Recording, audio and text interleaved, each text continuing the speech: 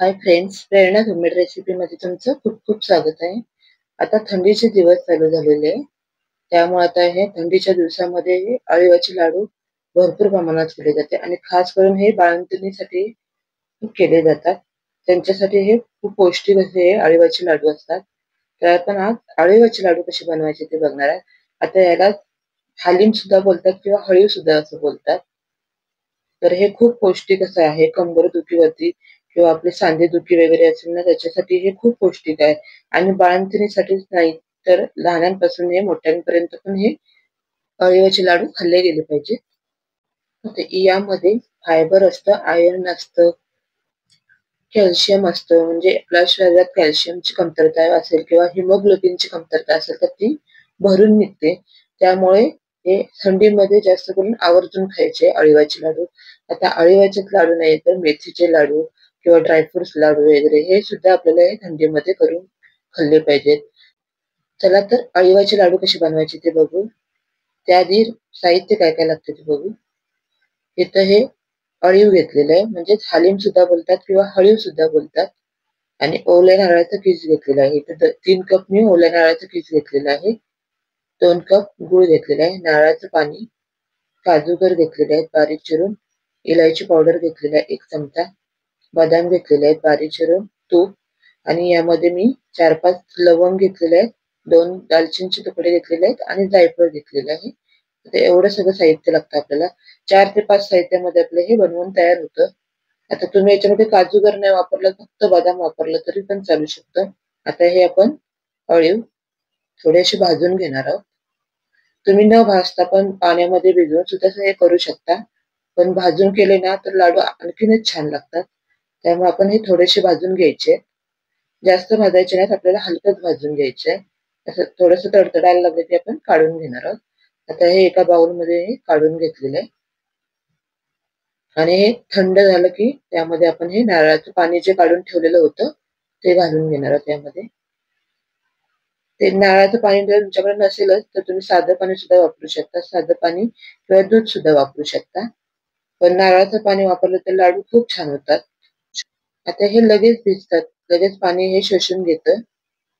आता आपण हे अर्ध्या तासासाठी तसंच ठेवणार आहोत भिजत. म्हणजे छान असे फुलून येतात. इथं अर्धा तास झालेला आहे. अळीव पण छान असे भिजलेले आहेत. असे एकदम भिजून डबल झालेले आहेत.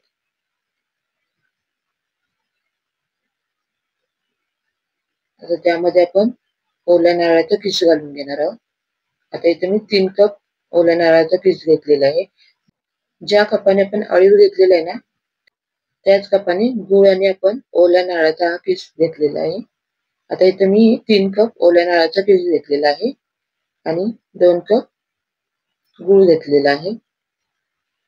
आता गुळाचं प्रमाण थोडंसं कमी जास्त होऊ शकतं, चालू शकतं तेवढं. आता हे सगळं आपण मिक्स करून घेणार आहोत आणि हे डायरेक्ट तुम्ही तुपामध्ये सुद्धा नंतर घातलात तरी पण चालू शकतं.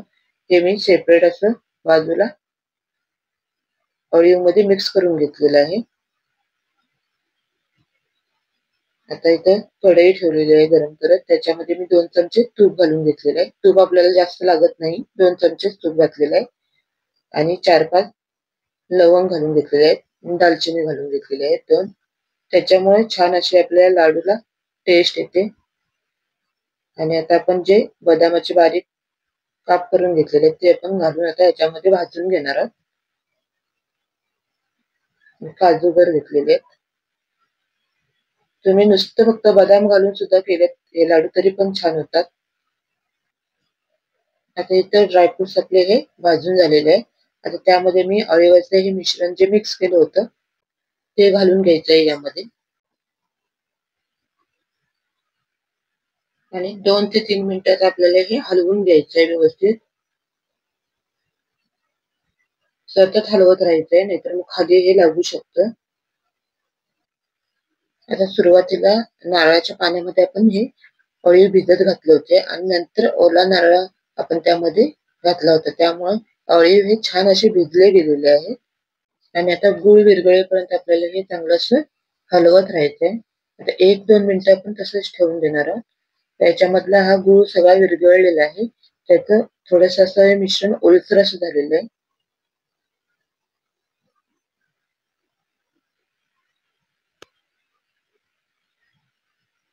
आणि परत आपण 1 ते 2 मिनिटं हे असंच ठेवून देणार आहोत. म्हणजे त्याच्यामध्ये जे अळीव आहेत ना ते सुद्धा आपले चांगले शिजले जातात या गुळाच्या पाण्यामध्ये. आणि आता गुळामध्ये हे चांगले व्यवस्थित असे शिजले गेलेले आहे. आणि हे मिश्रण आपलं थोडं थोडंसं घट्ट झालेलं आहे. आता हे घट्ट झालं मिश्रण की त्यामध्ये आता आपण 1 चमचा इलायची पावडर घालून घेतलेली आहे. आणि जायफळ घालून घ्यायचंय. तर पाव चमचा जायफळ घालायचंय, जास्त जायफळ घालायचं नाही.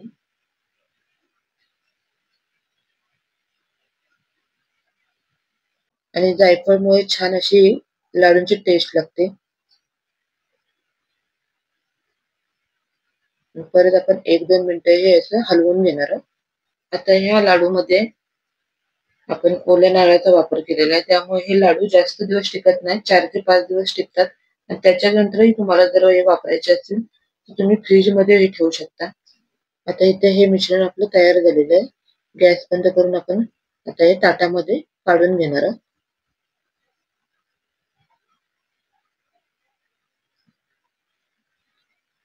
आणि थोडं असं थंड होऊन द्यायचंय. गरम आपल्याला हे लाडू वळायचे नाही. थोडं थंड होऊन द्यायचंय. आणि थंड झाले तरी हे लाडू एकदम मऊ होतात. थोडं 5-10 मिनिटं आपल्याला ठेवून नंतर हे लाडू वळून घ्यायचे. आता इथे हे थंड झालेलं आहे. त्यामध्ये जी आपण आता लवंग आणि दालचिनी वगैरे घातली होती ना, ती आता आपण बाजूला काढून घेणार आहोत. म्हणजे ती नंतर खाताना लाडू दाताखाली येणार नाही. त्यामुळे हे आता आपण बाजूला काढून घेणार आहोत. आणि इथं आपलं हे मिश्रण थंड झालेलं आहे. आणि आपण आता याचे लाडू वळायला घेणार आहोत. हे मिश्रण खूप मऊ असतं, त्यामुळे आपल्याला लाडू वळायला जास्त असं मेहनत लागत नाही.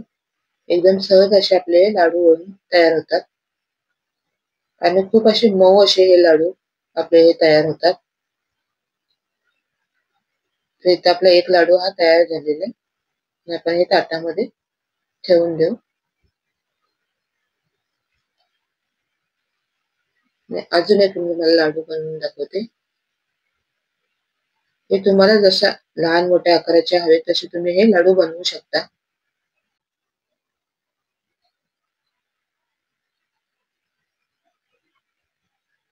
एकदम सहज लाडू होतात हे आपले वळून. इथं हे आपले बाकीचे पण असेच आपण लाडू हे बनवून घेऊ. तर इथे हे आपले एवढे लाडू बनवून तयार झाले आहेत. जेवढं मी साहित्य प्रमाण सांगितलं होतं तेवढ्या याच्यामध्ये आपले एवढे लाडू बनवून तयार होतात. खूप छान असे आपले हे लाडू बनवून तयार झाले आहेत. आणि जास्त आपल्याला काय लागत नाही. 3 ते 4 साहित्यामध्ये हे अळीवाचे लाडू आपले बनवून तयार होतात.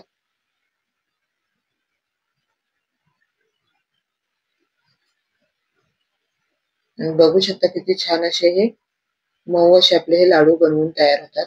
आणि आता हा थंडीमध्ये तरी रोज एक लाडू हा खाल्ला गेला पाहिजे. तुम्ही मुलांना सुद्धा हा लाडू वगैरे देऊ शकता. रोज एक लाडू त्यांना दिला गेला पाहिजे. आणि बाळंतिणीसाठी तर हे खूप पौष्टिक असे अळीवाचे लाडू आहेत. बाळंतपणानंतर हे लाडू खायला दिले जातात.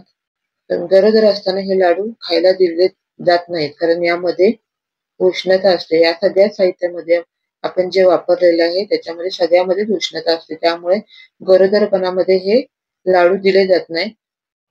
बाळंतपणानंतरच हे लाडू दिले जातात खायला. आणि बाळंतिणीलाच नाही तर लहान मुलांपासून हे मोठ्यांपर्यंत हे लाडू दिले गेले पाहिजे. कारण याच्यामध्ये कॅल्शियम असतं, फायबर असतं, आयर्न असतं आणि याच्यामुळे हिमोग्लोबिन सुद्धा वाढायला मदत होते. त्यामुळे तुम्ही पण ही रेसिपी नक्की ट्राय करा आणि कशी झाली कमेंट करून सांगायला विसरू नका.